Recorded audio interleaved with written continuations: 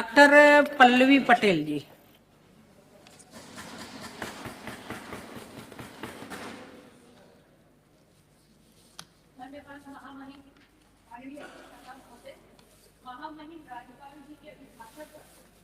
संशोधन प्रस्ताव रखने का आपने मुझे अवसर प्रदान किया।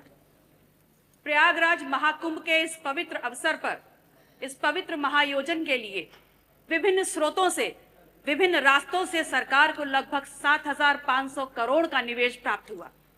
और इसलिए प्राप्त हुआ, इस सोच के साथ प्राप्त हुआ कि देश विदेश प्रदेश के हर कोने से आने वाले श्रद्धालुओं के लिए हर प्रकार की सुविधा और व्यवस्थाएं मुहैया कराई जा सके।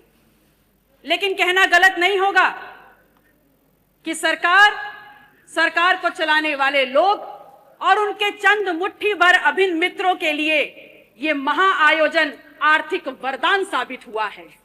इस कदर साबित हुआ है कि जिसने जितना हो सका, जिस रास्ते से हो सका, उस महायोजन में आने वाले उस आम श्रद्धालु को हर प्रकार से लूटने का काम किया है।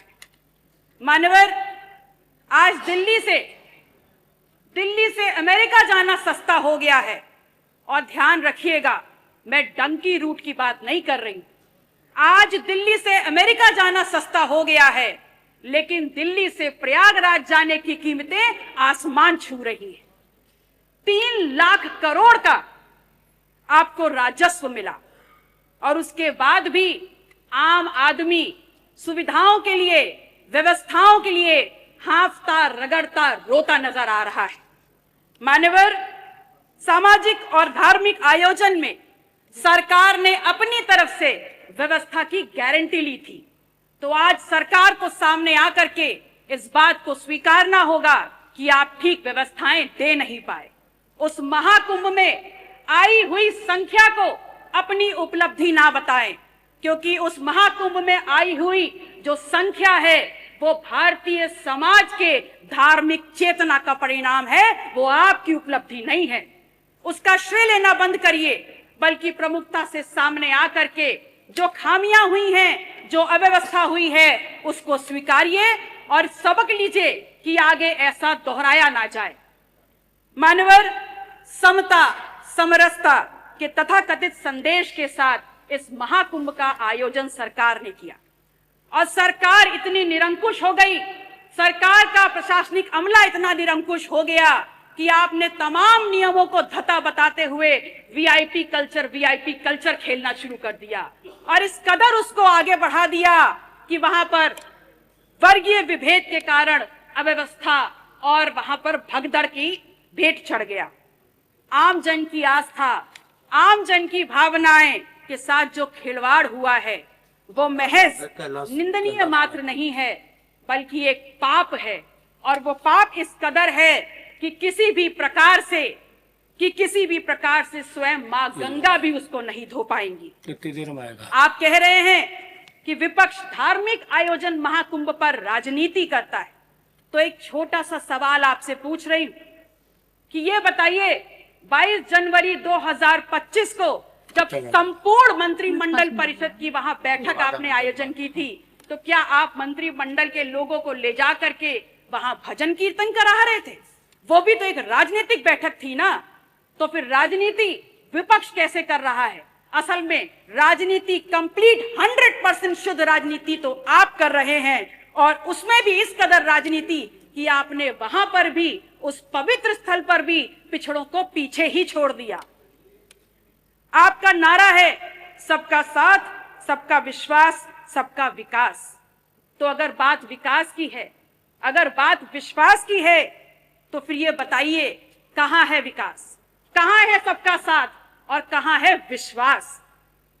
सच्चाई ये है कि तथाकथित सरपट दौड़ती विकास की इस ट्रेन को पकड़ने के चक्कर में बहुत सा सामान प्लेटफॉर्म पर पीछे छूट गया, और जो छूट गया उसमें है इस प्रदेश की आधी आबादी की सुरक्षा। जो प्लेटफॉर्म पर छूट गया वो है नौजवानों की नौकरी का सपना, और जो पीछे छूट गया उसमें है शब्दों की मर्यादा और हमारा अदब। शायद इसीलिए उस दिन सदन में जब विपक्ष के द्वारा विधानसभा की कार्रवाई में उर्दू को सम्मिलित करने की बात की गई, तो यहाँ पर अशोभनीय और असंसदीय भाषा का प्रयोग किया गया। तो एक सवाल सीधे सीधे माननीय अधिष्ठाता महोदय, आपके मार्फत आपका संरक्षण लेते हुए मैं नेता सदन से पूछती हूँ, इस उर्दू एंड इम्पोर्टेड लैंग्वेज, क्या उर्दू निर्यात करी हुई जुबान है? और या फिर क्या ऐसा है कि जब मुगल घोड़े से भारत में आए तो अपने पीछे उर्दू को बैठा करके लाए? विधायक जी, तो 5 मिनट हो गया। धन्यवाद। माननीय अध्यक्ष जी, 1 मिनट और। माननीय अध्यक्ष जी, मैं सिर्फ इतना कहना चाहती हूँ कि महामहिम राज्यपाल ने हालांकि थोड़ा ही भाषण पढ़ा, पर मैंने देखा हर छोर पर भारत प्रथम स्तर पर है। बड़ी प्रसन्नता हुई और अगले ही पल ये भी समझ में आ गया कि माननीय राज्यपाल महोदय की क्या गलती है, वो तो बहुत दूर से आई हैं। असल में उनको जो झूठा सच्चा लिख के दे दिया गया, उन्होंने पढ़ने का काम किया। अगर सच्चाई समझना चाहते हैं तो समझ लीजिए कि NCW के 2024 के आंकड़ों में उत्तर प्रदेश यदि फर्स्ट है तो महिला के ऊपर और अपराधों में फर्स्ट है। अगर फर्स्ट है तो बाल यौन शोषण के मामलों में फर्स्ट है। कल प्रदेश के मुखिया जब सदन में बात कर रहे थे तो कुंभ में हुई दुर्घटना पर षड्यंत्र की उन्होंने एक तरफ इशारा किया। उन्होंने बताया कि खिलाफ साजिश हो रही है उनकी सरकार के और उनके खिलाफ। तो ये सवाल सिर्फ उनका नहीं है, पूरे विधायक जी धन्यवाद। 30 सेकंड खत्म हो रहा है। लास्ट माथे पर कलंक लगा है। यह सिर्फ सरकार को बदनाम करने का शिकंजा नहीं है, अपितु ये समूचे उत्तर प्रदेश, पूरे सदन, चाहे पक्ष के लोग हो चाहे विपक्ष के लोग हो, ये पूरे उत्तर प्रदेश की गरिमा पर प्रहार है। कुंभ न सरकार का आयोजन है न भारतीय जनता पार्टी का आयोजन। ये कुंभ भारत की सांस्कृतिक विरासत है, भारतीय समाज के विभिन्न आध्यात्मिक विचारों का आयोजन है और उत्तर प्रदेश सदैव इस आयोजन की आने वाले श्रद्धालुओं की मेजबानी करता रहा है।